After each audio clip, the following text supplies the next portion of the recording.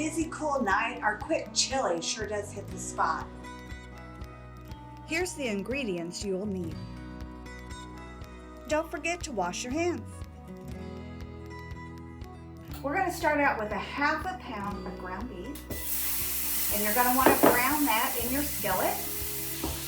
You're going to want to break up your ground beef so that it is in smaller pieces. Our ground beef is now browned, and we need to drain the grease off of it before we continue on. I'm just going to pour it into a colander and catch the grease in a bowl. Put in 1/2 pound of cooked ground beef that's been drained, 1 can of red kidney beans, 1/3 cup of our reserved kidney bean juice,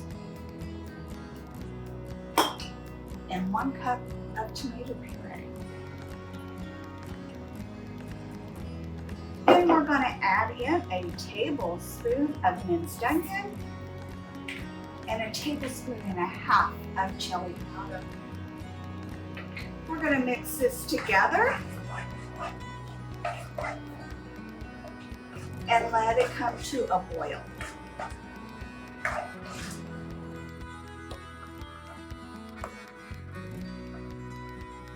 All right, our chili is ready. Let's spoon it up.